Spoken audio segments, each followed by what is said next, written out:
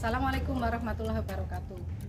Yang terhormat Bapak Kepala MTS Negeri 2 Pemalang, yang terhormat Bapak Kepala Tata Usaha MTS Negeri 2 Pemalang, Bapak Ibu Guru dan tim fasilitator proyek P5P2RA MTS Negeri 2 Pemalang, serta siswa-siswa MTS Negeri 2 Pemalang yang tercinta. Video pembelajaran kali ini akan mengangkat tema proyek yaitu kearifan lokal dengan topik batik ekoprint. Ini akan diperkenalkan yang pertama alat dan bahan, yang kedua proses scoring, yang ketiga proses mordanting, yang keempat teknik bonding, serta yang kelima adalah fiksasi warna. Pada video ini kita akan belajar bersama-sama memproses bagaimana cara pembuatan batik ekoprint dengan contoh-contoh seperti pembuatan taplak, tas tote bag, sapu tangan, jilbab, kain untuk pembuatan baju dan lain-lain. Pada video tutorial pembuatan batik ekoprint ini, saya akan dibantu oleh tim project dengan anggota yang pertama Ibu Liliana Puspadewi, yang kedua Ibu Sofariatun, yang ketiga Pak Nur Sidik. Kita akan belajar bersama-sama melalui segala prosesnya dengan baik. Semoga lancar dan bisa menghasilkan produk yang terbaik. Mari kita mulai proses pembuatan batik ekoprint yang dimulai dari pengenalan alat dan bahan, proses scoring, mordanting, dan teknik ekobonding serta fiksasi warna.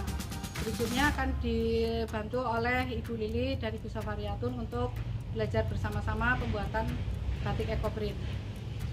Teknik pembuatan ekoprint ada dua macam. Yang pertama adalah dengan cara teknik steam. Teknik steam itu adalah dengan cara dikukus. Yang kedua teknik pounding. Teknik pounding itu menggunakan palu, kemudian daunnya dipukul-pukulkan. Selanjutnya saya akan memperkenalkan alat dan bahan yang akan kita gunakan dalam teknik pembuatan ekoprint. Untuk pembuatan ekoprint kali ini kita menggunakan teknik pounding. Alat yang kita gunakan yang pertama adalah ember. Segala macam ukuran bisa menyesuaikan dengan bahan yang digunakan. Ember ini digunakan untuk mencuci kain atau juga untuk merendam kain pada proses pembuatan ekoprint. Yang kedua, palu kayu. Palu kayu bisa diganti dengan ulet-ulet atau juga bisa menggunakan batu yang ukurannya sedang. Selanjutnya adalah pengadu kayu.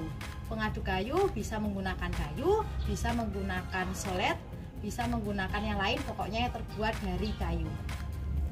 Selanjutnya plastik P atau plastik putih besar yang nantinya digunakan untuk alas membuat ekoprint. Bahan yang digunakan untuk membuat ekoprint diantaranya adalah yang pertama kain. Kain yang digunakan sebaiknya adalah kain yang berbahan serat alam, misalnya kain katun gerimis dan juga kain krayon. Ini saya membawa beberapa contoh ya. Ada kain jilbab bisa digunakan juga untuk membuat ekoprint, dan ini kain katun gerimis yang kemudian ini adalah kain mori ya. Nanti akan kita coba membuat dan bedanya apa, nanti hasilnya seperti apa. Kemudian yang terakhir kainnya adalah bisa menggunakan ini kain belacu yang dibuat menjadi tote bag. Selanjutnya bahan yang digunakan untuk teknik scoring. Nah ini digunakan untuk proses scoring. Scoring itu adalah proses di mana kita harus mencuci kain yang akan kita gunakan untuk membuat ekoprint. Yang digunakan bahannya adalah ada TRO. TRO adalah deterjen murni ya, tidak menggunakan pewarna, masih murni. Apabila tidak ada TRO bisa menggunakan deterjen biasa. Kemudian campuran yang kedua adalah soda as. Soda as ini jika tidak ada, tidak digunakan, tidak apa-apa, hanya menggunakan deterjen saja. Kemudian pada proses selanjutnya adalah proses mordanting. Proses mordanting ini nanti harus direndam dulu, perendaman kain supaya nantinya warnanya meresap dengan sempurna untuk daun-daun yang dipukul tersebut.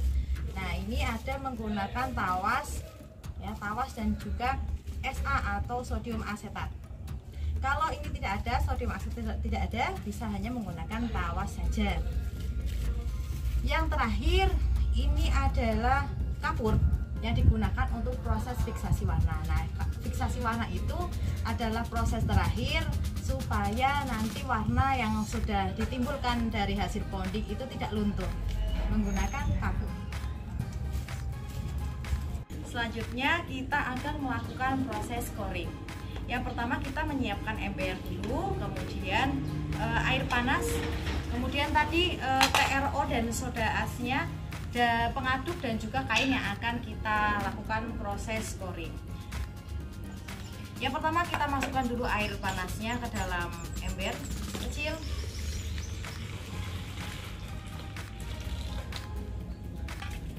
Kemudian kita masukkan soda as dan juga TRO atau deterjen murni.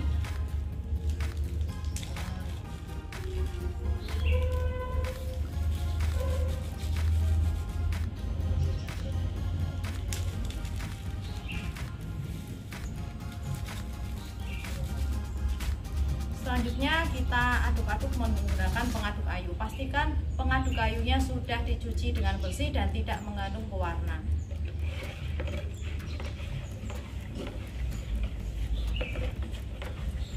Setelah bahan tercampur, kita masukkan kain yang akan kita scoring.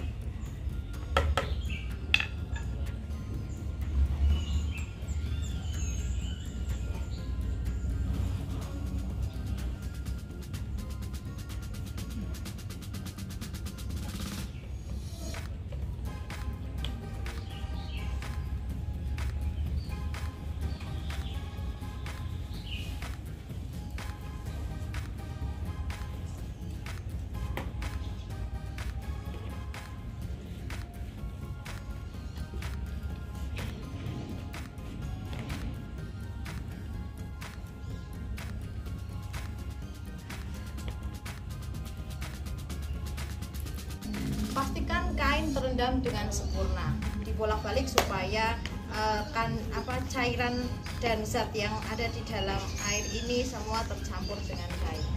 Proses perendaman atau proses scoring ini dilakukan kurang lebih 8 jam. Kalau kurang dari 8 jam mungkin hasilnya akan kurang baik. Setelah direndam selama 8 jam, kita bisa lihat air rendamannya terlihat sangat kotor ya, karena ini mengangkat kotoran yang masih ada di dalam kain yang akan kita gunakan untuk EcoPrint. Setelah ini kita bilas dengan menggunakan air bersih. Setelah kita bilas menggunakan air bersih, selanjutnya kita jemur kain untuk membuat EcoPrint ini. Cara menjemurnya adalah dengan cara diurai seperti ini, jangan dilipat. Bisa dijepit menggunakan penjepit pakaian atau penjepit kertas seperti ini. Proses penjemuran ini kita tunggu sampai kering.